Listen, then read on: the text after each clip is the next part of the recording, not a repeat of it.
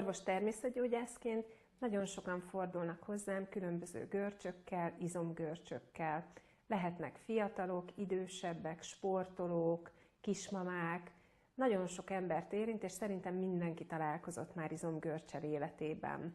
Az éjszakai láb-ikra görcs jellemzően magnéziumhiánytól alakul ki, ezt általában mindenki tudja, ilyenkor tudjuk, hogy a magnéziumot kell valamilyen módon pótolni. Sportolóknál gyakori, hogy kimerül a szervezet, illetve a sportolás kapcsán egy picit megváltozik a pH, az izom nagyobb terhelésnek van kitéve, nagyobb munkát végzett, ezáltal mind a kálcium, mind a magnézium lecsökken, vagy átrendeződik minden esetre, ebben az esetben érdemes mindkét iont pótolni.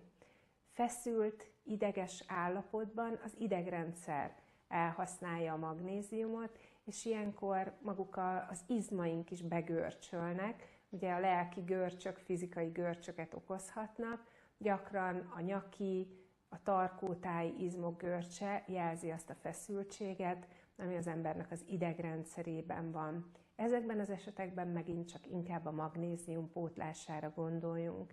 Tehát amikor egy izomgörcsről beszélünk, akkor nem egyértelmű, hogy itt kálciumpótlást kell alkalmazni, hanem érdemes végig gondolni azt, hogy ez az izomgörcs milyen eredetű lehet, megerőltettem magam, túlságosan stresszes vagyok, vagy akár vízhajtókészítményt fogyaszt valaki, vagy cukorbetegségnél is kimosódnak ezek az ásványi anyagok, ezek szintén hozzájárulhatnak a görcsök kialakulásához.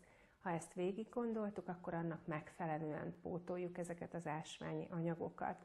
Azt is érdemes tudni, hogy az ásványi anyagok általában nem túl jól szívódnak fel a bélrendszerből, mert egy nagyon szűk pH spektrumon tudnak felszívódni, ezért érdemes az ásványi anyagok mellé zöld növényeket, amik enzimekben gazdagok, fogyasztani, hogy ezek jobban fel tudjanak szívódni.